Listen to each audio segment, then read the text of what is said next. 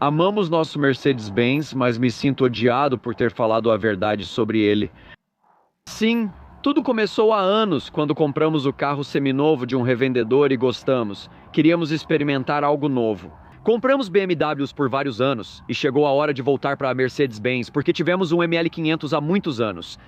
Nós adorávamos aquele carro ou SUV, mas ele começou a enferrujar, então entramos no mundo da BMW. Depois de anos com BMWs, decidimos tentar a Mercedes-Benz novamente. Já fazia tempo, mas era hora de experimentar de novo, e assim fizemos. Nos encontramos e conversamos com o vendedor local, que foi excelente. Ótima experiência desde o início, comprando o carro, o test drive, a demonstração, tudo foi de primeira linha. O primeiro ano com o carro foi ótimo e aproveitamos cada momento. Mas as coisas começaram a mudar. No geral, mecanicamente, o carro está bem para um carro de 8 anos. Na verdade, ele está se mantendo razoavelmente bem. Mas eu já dei vários exemplos de coisas que estão se desfazendo no carro. Você sabe, as coisas realmente se desgastam com o tempo. Sabemos que todo carro vai quebrar, todo carro vai dar problema. Estamos ouvindo que Lexus e Toyota também enfrentam problemas. Ou seja, independente da marca, sempre haverá dificuldades. E nós meio que aceitamos a imperfeição de muitas dessas marcas, por assim dizer. Contornamos isso, sabendo que sempre surgirão algumas coisas. Já tivemos problemas com acabamento, bolhas, como expliquei em vídeo anterior sobre este acabamento. Algumas bolhas estão aparecendo ali embaixo. Também tivemos algumas bolhas e descascamento no acabamento interno. Isso também começou a aparecer nos últimos meses. O acabamento aqui também começou a descolar. Não sei o que está acontecendo. Sabe de uma coisa? Normalmente cuidamos bem do carro, mantendo-o limpo e conservado. Em geral, ele cuida da gente. Durante o tempo com o carro, tivemos vários códigos de falha e luzes acendendo por problemas elétricos. E é aí que começam os nossos problemas.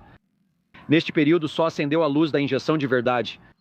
Exato, quando há uma falha mecânica. Tivemos um problema no BCV ou na ventilação positiva do cárter do carro. Já expliquei antes, estávamos dirigindo no verão passado e, do nada, acendeu a luz da injeção. Encostei o carro, vi que o código era da ventilação positiva do cárter, levamos à concessionária, onde novamente o atendimento foi excelente. Eles foram ótimos ao lidar com isso. Disseram que a Mercedes-Benz tinha estendido a garantia para 10 anos além, é claro, da garantia original, porque eles reconhecem que existe algum tipo de falha inerente nesse projeto, supostamente nesse sistema PCV, que é bastante caro para consertar. E eu ouvi pessoas nos fóruns falando que isso pode chegar a $1.500, $2.000 só por causa do custo elevado de mão de obra para desconectar tudo. Acredito que havia coxins do motor e várias tubulações para desconectar. Foi um reparo significativo. Então, eu realmente fico feliz que a garantia cobriu isso. E fico muito feliz que a nossa concessionária local conseguiu cuidar disso pra gente. Eles sempre foram bons, eles nos levam de um lado pro outro. E, sinceramente, no geral, a experiência com a concessionária tem sido ótima. Porém, chega um momento em que não consigo deixar de levar isso um pouco para o lado pessoal. Eu acho que parece quase como se houvesse algo mais e que nem tudo foi perfeito. Tivemos ótimas experiências. O serviço e as revisões A e B foram feitos corretamente, já que ao comprar o carro havia um plano de manutenção incluído. Todo ano o carro era bem cuidado, sem problemas. Às vezes recebíamos carro reserva. Reafirmo que, no geral, a concessionária nos tratou bem. E eu realmente não tenho problemas com a concessionária, na maior parte do tempo, certo? Eles nos trataram bem do começo ao fim. Com o tempo surgiram esses problemas, como já comentei. Uma vez levamos o carro para revisão, mas era só troca de óleo. Foi mais ou menos na época certa, mas fazia muito frio. Acho que era inverno, provavelmente dezembro ou janeiro. Posso conferir nos meus papéis. Mas na verdade o que aconteceu foi que o carro começou a emitir alguns códigos. Mas quando esses códigos apareceram? Logo depois da revisão. Levamos o carro para uma troca de óleo. Em algum momento eles decidiram, decidiram fazer uma lavagem no motor. Por algum motivo ele estava empoeirado, oleoso, seja qual for o motivo. Fizeram uma lavagem com óleo ou água, algo que não solicitamos, mas foi feito. E desde então tivemos uma série de problemas. Mas lembre-se, no geral, ainda amamos o carro. Mesmo com esses rangidos e barulhos, de vez em quando aparecem sons estranhos, difíceis de identificar, e um ou outro código de falha. Mas sabe, quando esses códigos de falha lá aparecem, já chegamos ao ponto de simplesmente reconhecer e aceitar. Às vezes eles somem sozinhos, e geralmente tem alguma relação com as luzes. Informa que há defeito ou falha na luz de estacionamento direita. Geralmente um indicador amarelo no painel sinaliza defeito na luz esquerda, problema na lâmpada, no software de detecção ou falha no sensor. Mas não há luz de anomalia do motor. Geralmente é um código de falha amarelo indicando que algo pode não funcionar em parte do sistema ADAS ou outro sistema de bordo voltado à sua segurança e dos pedestres. A iluminação e parte do sistema funcionam de forma intermitente e falham. Sempre parece estar ligado àquele serviço de lavagem do motor, pois depois disso o problema realmente se agravou. E a parte ruim, vamos ser honestos, eu era um perfeccionista e ainda sou um pouco, talvez até exagerado às vezes, mas era um carro relativamente novo, embora não fosse zero. O objetivo de comprar um carro novo é evitar problemas. Caso contrário, por que comprar um? Por que você não continua comprando carros de 10 ou 15 anos se precisa aceitar menor durabilidade e qualidade, peças que talvez precisem ser trocadas e desgaste já existente? Se eu quisesse um carro com plásticos ondulados, acabamentos danificados, plásticos assim que parecem estar se soltando desse jeito, se eu aceitasse essas falhas e idiosincrasias, provavelmente compraria um carro usado mais antigo. Essa era a esperança. Compramos um carro mais novo com garantia extra, achando que evitaríamos esses problemas ao escolher algo mais recente. Veja, porque além de alguns desses problemas que tivemos com esses defeitos estranhos e misteriosos, que para ser sincero, chegamos ao ponto de simplesmente deixar para lá. Já nem importa mais. Agora o carro tem 8 anos de uso. Fora isso, parece estar funcionando razoavelmente bem. Ele faz um pouco de barulho de diesel, mas no geral funciona muito bem, tem um bom desempenho e nos proporciona um consumo de combustível razoável numa época em que, sejamos honestos, precisamos dessa economia do nosso lado. Voltamos a gostar do carro, mas acredito que a concessionária realmente me odeia, pois não gostam da gente, especialmente de mim, já que sou sempre eu quem lida com isso. Minha esposa dirige o carro na maior parte do tempo, mas eu, sabe, fico com o trabalho sujo. Sou eu que levo para fazer manutenção. Tento mexer no que posso sempre que dá. Às vezes eu preciso levar algumas dessas preocupações para os concessionários. Temos alguns concessionários na região, mas, sabe, sou eu quem tem que levantar essas questões. Então eu acabo trazendo isso à tona. Uma vez passamos por uma linha de trem. Já falei disso em vários vídeos e quero explicar por que acho que não somos bem vistos. Explicarei em breve. Lembre-se, já falei e mostrei isso. Passamos por uma linha de trem anos atrás. Acho que estávamos com cerca de 2 anos de posse, 1 ano e meio a 2 anos com o carro, talvez nem isso, provavelmente 1 ano e meio. Passamos por uma linha de trem um pouco irregular, mas cruzo ali todo dia com minha caminhonete e já passei com outros carros, inclusive um 911 Carrera antigo. Já tivemos vários outros carros, nossas Mercedes, nossos BMWs e todos esses outros carros, nunca tivemos realmente nenhum problema, só um pequeno barulho, sabe, o típico. Por algum motivo passamos por ali. Quando isso aconteceu, ouvi um estrondo. Esse alto-falante aqui entrou direto na cavidade. Veja, ele foi direto para o painel da porta, o que achei estranho. Por que isso sucederia assim? Hoje a maioria desses interiores é montada por encaixe. E não é só a Mercedes-Benz, não. Atualmente, quase todas as marcas fazem isso. Por exemplo, observe o nosso 911 mais recente. Ele não é montado como os nossos carros antigos refrigerados a ar, que realmente você podia pegar uma chave Allen de 10 milímetros ou uma chave de fenda e basicamente desmontar 2/3 do carro só com essa ferramenta. Tudo era parafusado junto, não perfeito, mas fixo e parecia estruturalmente sólido. Até os novos 911 têm mais plástico sob o capô e são diferentes. Isso vale para a indústria toda. Mas quando aquele alto-falante saiu, isso aqui também caiu e desabou. E eu acabei de explicar isso. Eu entendo isso. Quero dizer, isso vai além daquele vídeo, mas isso aqui realmente quebrou e caiu. Isso é um coupé. No sedã de 4 portas, o painel não sobe tanto, mas no coupé ele fica mais alto. Então este painel fica um pouco mais alto. Este aqui caiu cerca de meia polegada. Levamos o carro na concessionária, reclamamos e disseram que por estar na garantia iriam consertar. Eles montaram, encaixaram as peças, mas esse nível de imperfeição sempre esteve aí. Quero dizer, ainda tem uma folga diferente aqui. Olha só a folga aqui, está bem justa. Aqui está solto, então está melhor do que estava depois de passar pelos trilhos. ainda está meio solto. Sinceramente, se olharmos do outro lado, vou te mostrar um exemplo de como está por lá. Este lado está firme. Quero dizer, olha isso. Aqui está quase mais solto. Bem aqui parece que se move, mas o vão está perfeito. Então parece que o encaixe está melhor desse lado. Esses vãos são diferentes destes, que são bem apertados, mas novamente não estamos aqui para reclamar, são preocupações pequenas e nem me preocupo com isso. O problema é que os painéis da carroceria estão se soltando só por eu ter passado em um trilho de trem. Novamente, isso não foi um grande problema, pois a garantia cobriu. Parecia que sempre que eu ia à concessionária, estava reclamando de painéis da carroceria se soltando ou barulhos estranhos, já que o carro ainda estava na garantia. Sei que havia um barulho estranho no diferencial dianteiro. Tudo o que eu fazia era reclamar. Sempre que me viam, era porque pagavam do próprio bolso pelo serviço A e B.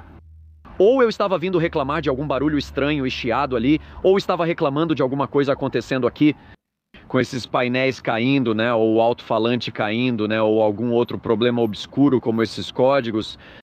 Então, toda vez que eu apareço na concessionária, eu sempre chego com alguma má notícia e sou sempre eu quem reclama. Como eu disse, sou eu quem tem que explicar.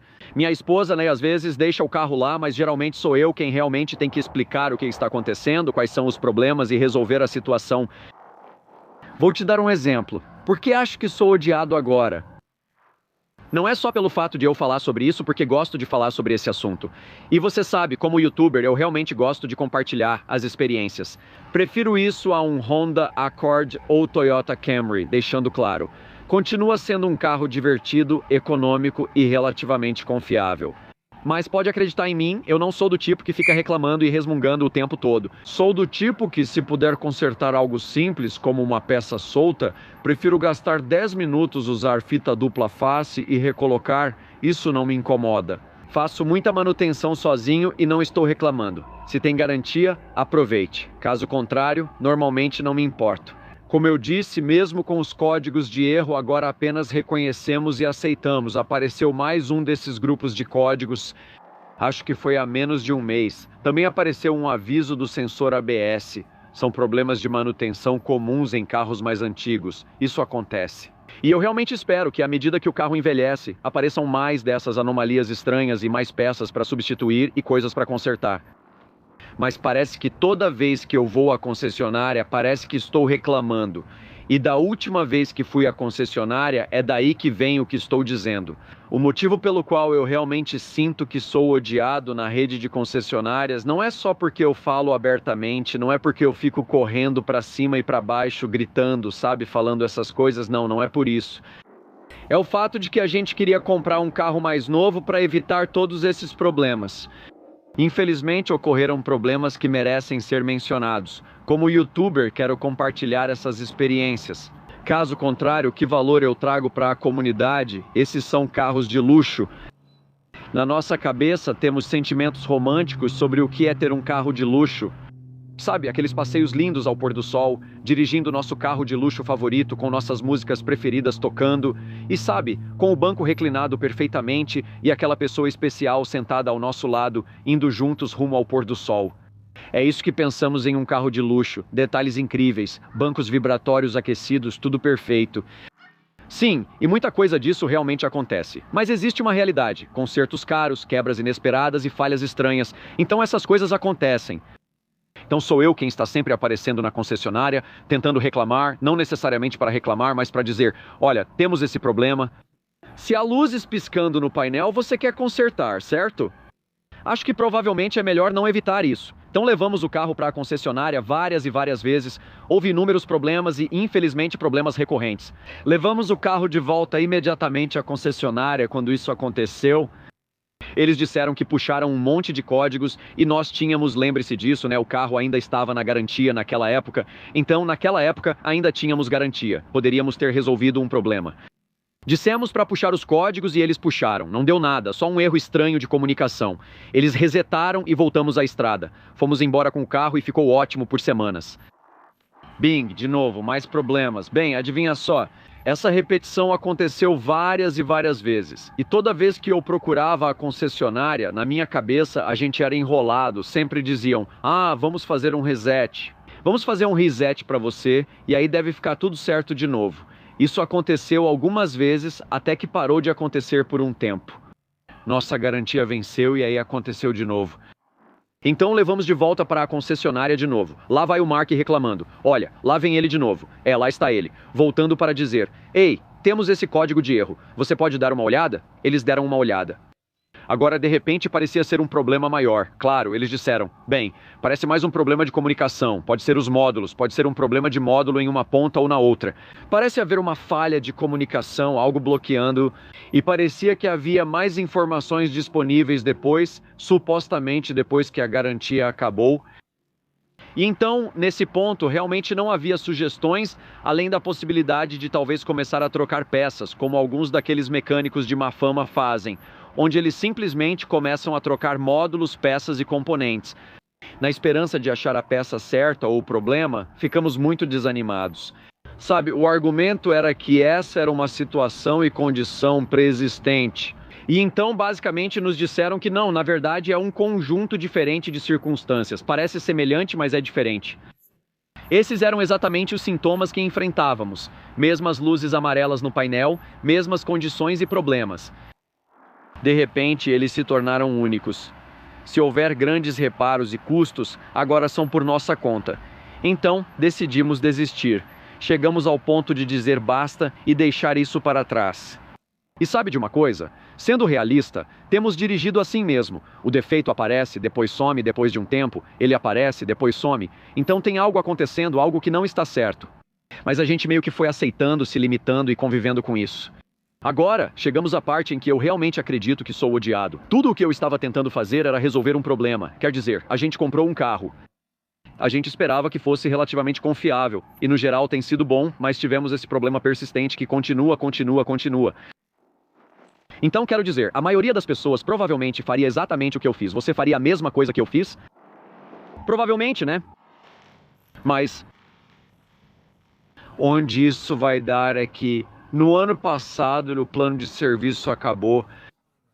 O plano de serviço AB acabou e era hora de fazer manutenção. Então eu fui até a concessionária local e, sabe, peguei alguns suprimentos e, sabe, filtro. Peguei o óleo, os anéis e outras coisas legais.